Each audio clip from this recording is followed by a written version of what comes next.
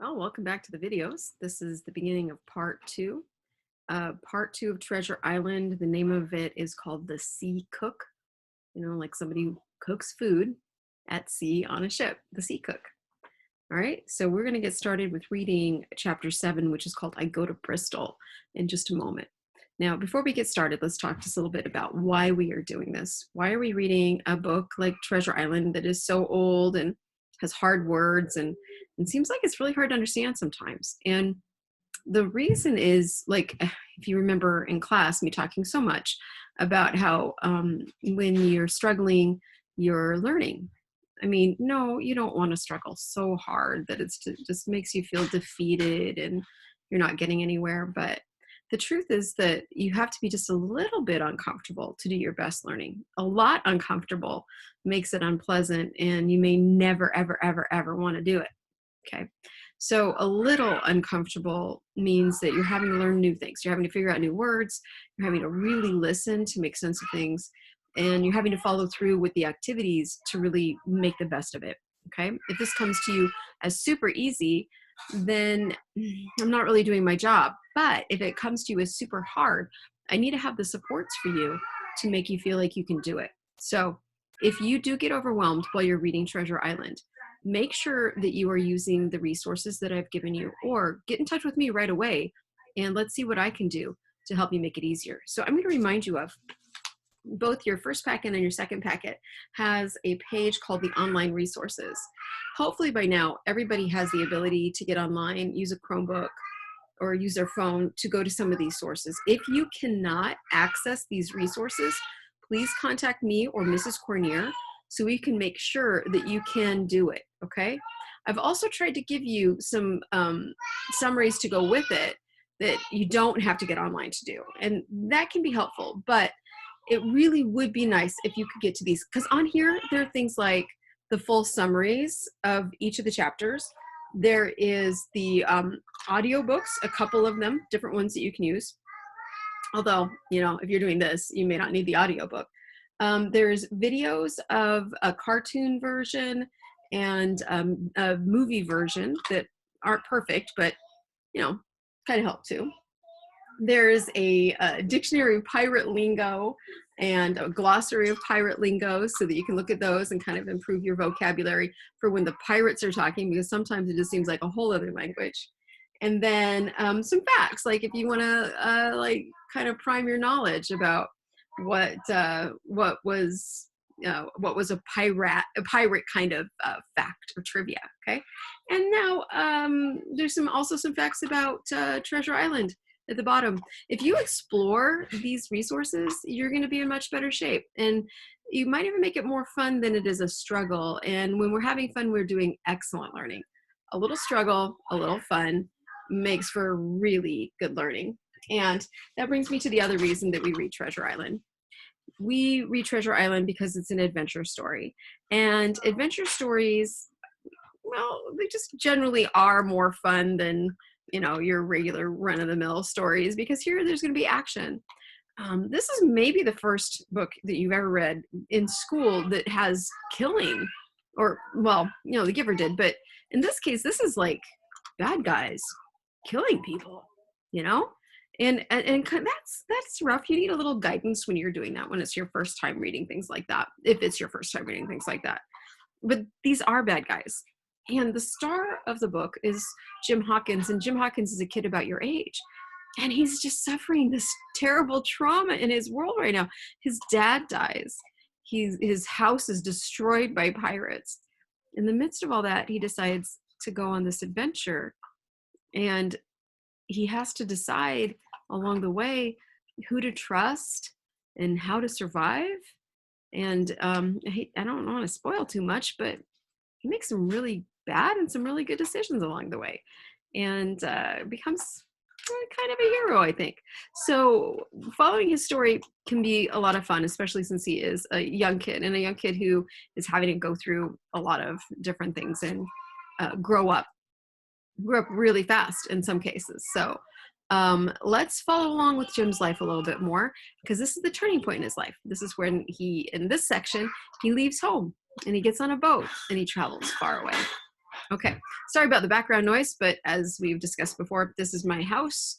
There's 5 of us living here. One is 2.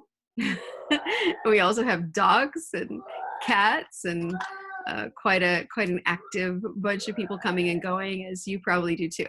All right, so now we're going to start with part 2, chapter 7. I go to Bristol. All right, read along. It was longer than the squire imagined ere we were ready for the sea, and none of our first plans, not even Dr. Livesey's, of keeping me beside him, could be carried out as we intended. The doctor had to go to London for a physician to take charge of his practice. The squire was hard at work at Bristol, and I lived on at the Hall under the charge of old Redruth, the gamekeeper, almost a prisoner, but full of sea dreams and the most charming anticipations of strange islands and adventures. I brooded by the hour together over the map, all the details of which I well remembered. Sitting by the fire in the housekeeper's room, I approached that island in my fancy from every possible direction. I explored every acre of its surface. I climbed 1,000 times to the tall hill they call the Spyglass, and from the top enjoyed the most wonderful and changing prospects.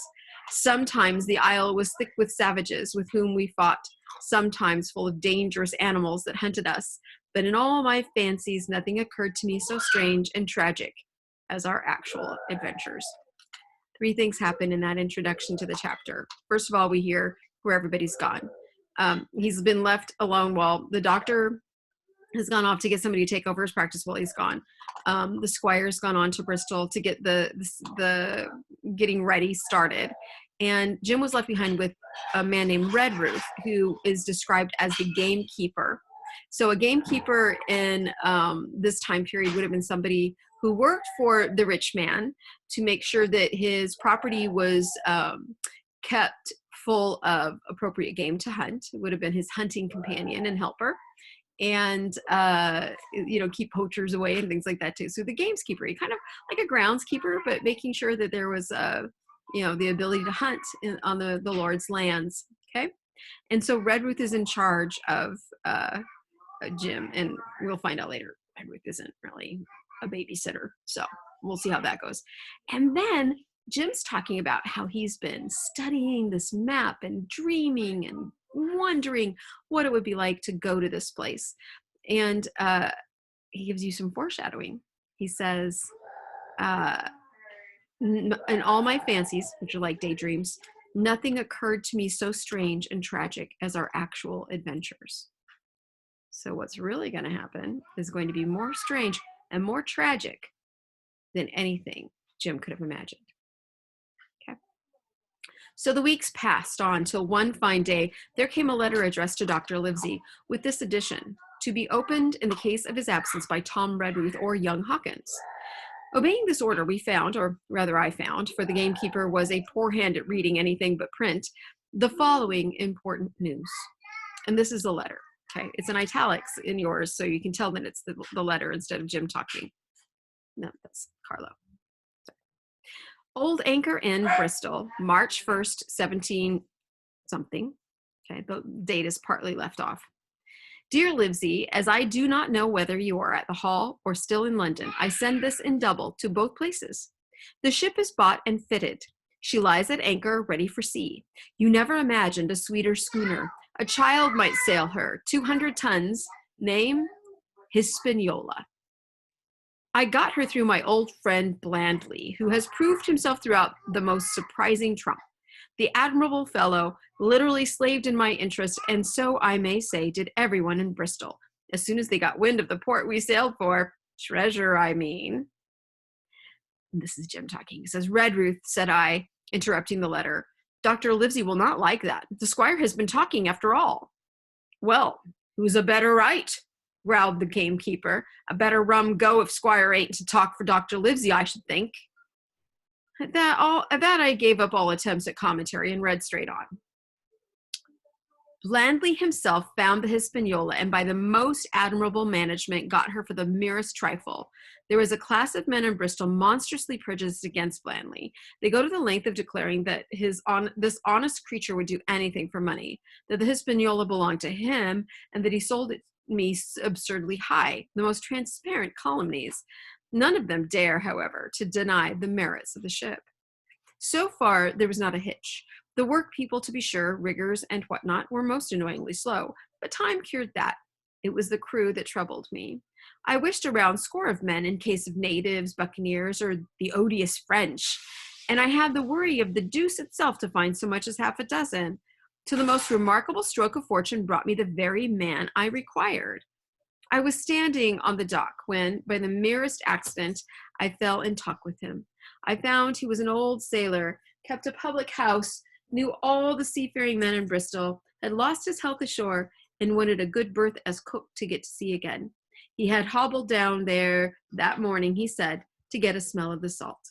I was monstrously touched, so would you have been, and out of pure pity I engaged him on the spot to be the ship's cook. Long John Silver, he is called, and has lost a leg.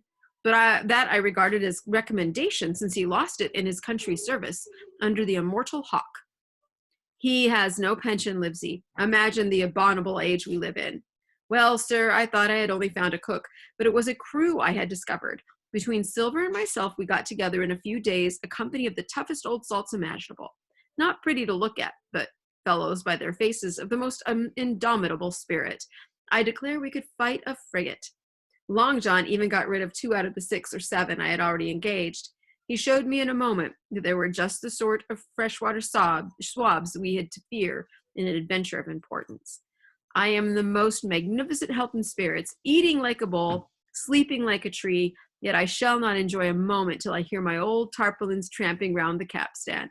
Seaward ho, hang the treasure! It's the glory of the sea that has turned my head. So now, Livesey, come post. Do not lose an hour if you respect me. Let young Hawkins go at once to see his mother with Redruth for a guard, and then both come full speed to Bristol. John Trelawney. PostScript. By the way, that's what PS stands for at the end of a letter, PostScript. PostScript. I did not tell you that Blandly, who, by the way, is to send a consort after us if we don't turn up by the end of August, had found an admirable fellow for sailing master, a stiff man, which I regret, but in all other respects a treasure. Long John Silver unearthed a very competent man for a mate, a man named Arrow. I have a boatswain who pipes, Livesey, so things shall go man-o'-war fashion on board the good ship Hispaniola. I forgot to tell you that Silver is a man of substance. I know of my own knowledge that he has a banker's account, which has never been overdrawn. He leaves his wife to manage the inn, and as she is a woman of color, a pair of old bachelors like you and I may be excused for guessing that it is the wife, quite as much as the help that sends him back to roving. JT, and that stands for John Trelawney. PPS, which stands for postscript. Hawkins may stay 1 night with his mother. JT. JT stands for John Trelawney. I'm going to back up and go over quite a bit of this because there's a lot in here. Remember, when somebody is telling their own story, and in this case, we've got a first-person narrator, which is Jim Hawkins, and he's giving the account of a letter written by another first-person narrator because he's telling the story in his letter of what went down. And Trelawney, as we learned in the last one, the doctor was worried that he would talk too much and tell people too much about what they're doing. And we learned right away that everybody is bending over backward to help him in Bristol because he's told them that they're after treasure. So he's telling people that that's what they're doing. And then he starts talking about the man named Blandly who helped him. And he's like, but everybody says he's a crook and that he's cheating me, but I know he's not. Remember, not everybody who tells a story knows the whole story. So you have to decide for yourself if you think that Squire Trelawney was being outwitted, being outsmarted by Blandly or not. But anyway, so he buys the ship. And so it's going slowly, but he needed to find a crew. And he's having a hard time finding a crew. And then he was standing on the dock, and then by accident, it says here, he meets this sea cook, a guy who wants to go to the sea as a cook. And then he helped him, that guy, helped him find a whole crew, helped him find the right people to hire for the job. And he describes this guy. He tells you the name, and his name is Long John Silver. And he tells you that he lost his leg in service of a man named Hawke, Hawke, and that was a famous admiral back in those days. And so he is a war veteran, he says, a war veteran who lost his leg in battle, and he doesn't have a pension, which means he doesn't get any money from the government for it. And can you believe, it's a terrible thing. And he wants to go back to sea. And there is a bit of an issue here when it talks in the postscript about Silver being a man of substance. It says that he has a bank account and is never overdrawn. So he knows that Long John Silver's a stand-up guy. He does the right thing all the time. He says he's probably wanting to go to sea because he doesn't want to be around his wife. Now, this is an interesting and kind of not great piece of this book. This is it hints at some things, and it's quite frankly a racist line. So when you read something from the 1700s that somebody wrote back then, the ideas of the time were very in some ways different of what was appropriate and what wasn't. Okay, remember, the writer of this was an Englishman, and he's writing about Long John Silver's wife being a woman of color, and that means that she wasn't white. She could have been from Africa. She could have been from the Caribbean. She could have been from South America. She could have been anybody whose skin color wasn't as white as your regular English people. And by calling her a woman of color, he's actually kind of putting her down, because he says, you may be guessing that it is the wife quite as much as the health that sends him back to roving, saying that this guy wants to go back to sea to get away from his wife because she's a woman of color. Now, that doesn't mean that a woman of color would be a bad wife, but there were these kind of stereotypes that women of color were more passionately, like, get angry or tell their husbands off more and things like that. I've got my own story of a grandmother, like my grandmother's grandmother, actually, that far back, who was part Native American. And there was actually an article in the newspaper about her and her husband, about how she got so mad at him and her Indian temper took over. So those stereotypes are wrong. They're not even close to being real, but people said them. And so this is something that just kind of is a random bit that doesn't come back anywhere. But it's interesting to note that it's there, that, Squire Trelawney would be like, oh, he wants to get away from his wife, which isn't great. But then because she's a woman of color, well, that's racist and sexist. So good to know, a little dated piece in our novel here. But again, it doesn't come up again. But if you do watch, there's at least one version of Treasure Island where Long John Silver's wife is in it, and they portray her as a woman with dark skin. And so, this one little piece had that impact on the movie, at least. So that was interesting. Okay. Let's move on in the text. It says, you can fancy the excitement into which that letter put me. I was half beside myself with glee, and if ever I despised a man, it was old Tom Redruth, who could do nothing but grumble and lament. Any of the under gamekeepers would gladly have changed places with him, but such was not the squire's pleasure, and the squire's pleasure was like law among them all. Nobody but old Redruth would have dared so much as to even grumble.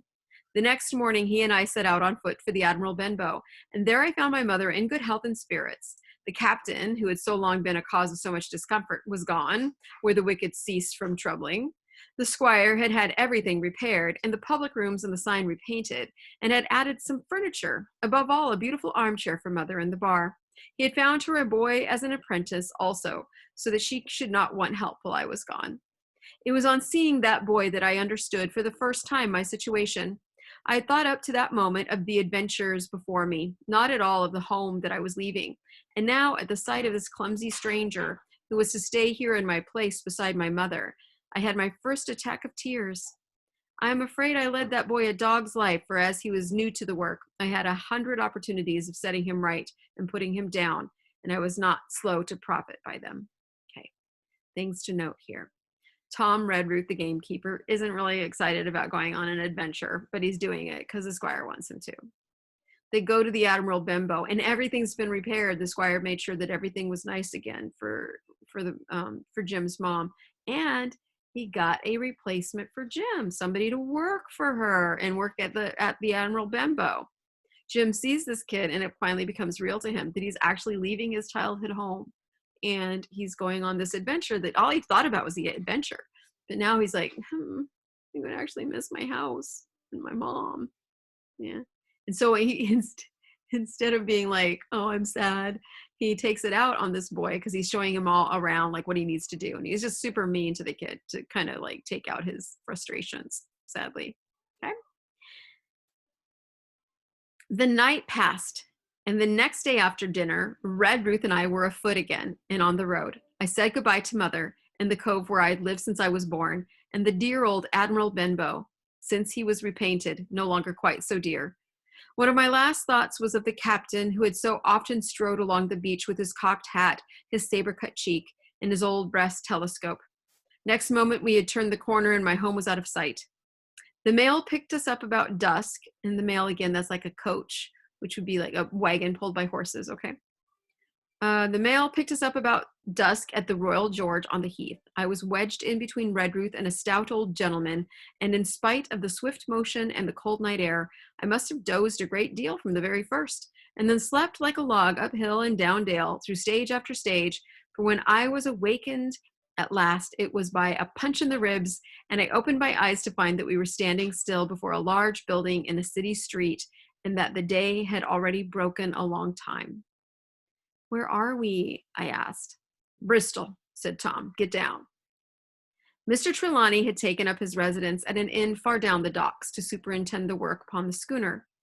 Schooner is a word for a kind of boat, okay? Thither we had now to walk, and our way, to my great delight, lay along the quays. That word is pronounced quay, doesn't look it. And beside the great multitude of ships of all sizes and rigs and nations. In one, sailors were singing at their work. In another, there were men aloft, high over my head, hanging to threads that seemed no thicker than a spider's. Though I had lived by the shore all my life, I seemed never to have been near the sea till then. The smell of tar and salt was something new. I saw the most wonderful figureheads. Those are the things on the fronts of the ship, like the carvings of people that had all been far over the ocean. I saw, besides, many old sailors with rings in their ears and whiskers curled in ringlets and tarry pigtails and their swaggering, clumsy sea walk. And if I had seen as many kings or archbishops, I could not have been more delighted. And I was going to see myself, to see in a schooner with a piping boatswain and a pigtailed singing seaman, to sea bound for an unknown island and to seek for buried treasure. While I was still in this delightful dream, we came suddenly in front of a large inn and met Squire Trelawney, all dressed out like a sea officer in stout blue cloth, coming out of the door with a smile on his face and a capital imitation of a sailor's walk. Here you are, he cried, and the doctor came last night from London. Bravo! The ship's company complete. Oh, sir, cried I, when do we sail? Sail, says he, we sail tomorrow. And that's the end of that chapter. Now it ends with a description of the city of Bristol, which is a port city. And it's interesting to note that Jim didn't live that far from Bristol, but he'd always lived by the sea, but he'd actually never been to the city. And so this is a big deal for him. All right. So you're going to go to your paper and make sure that you write a summary. You can check the summary provided in the packet for a little bit of a boost there, but you want to make sure that in this one, you talk about what was important. Receiving the letter from Mr. Trelawney was important. Going back home and saying goodbye to mom was important. Showing up in Bristol was important. And there's some things along the way. Summary should be told in order. Like this important thing happened, then this thing, then this thing, and this thing. Start with your overarching. This is what happened in the chapter in general. List events in order and finalize. Okay. Predict what will happen in the next one. He's in Bristol. And at the end, they say they're going to sail tomorrow. So, I mean, they might. That could be your prediction. You want to think about what the author is doing and what he's setting up. I'm going to give you a hint because this is hard. Squire Trelawney's character is being developed for you. And you're getting to read his letter and you're getting to hear a little bit about Jim, like being concerned. He's telling everybody about treasure. They also tell you about how he fixed up the inn for Jim's mom. So there's a lot to say there. What do you think of him so far? So is the author working on helping you understand different parts of the character of Squire Trelawney? He's introducing the character of Red Ruth. He's making a transition between what happened at the Admiral Benbow and what happened now what's going to happen in Bristol as well. Okay, so what did you like about the chapter? What did you wonder about, and what was difficult? Push yourself to answer those questions. So many people are answering nothing, or I don't know, or they're not even using complete sentences to answer those, which means you're just not putting your head to it. It may not be a very genuine answer. You might have to really push yourself. Like if you're not, if this one where he reads a letter, and goes on a journey to Bristol isn't the most exciting to you, okay. I'll tell you what I liked about it was that we finally got to see Jim's emotions, really. He cried because he's leaving home. And then he picked on a kid. He didn't even deserve it because he was having an emotional time. To me, that was one of my favorite parts because it helps us understand him. He's just a normal kid and he was going through some anxiety, some stress. Okay. And what do I wonder about at this point? I wonder how Squire Trelawney is in charge of anything. Just telling everybody they're going after treasure. What happens if you go to a seaport and tell everybody you're going on a treasure hunt? Think about it. Okay. Well, that ends the video for chapter 7. Come back again for chapter 8.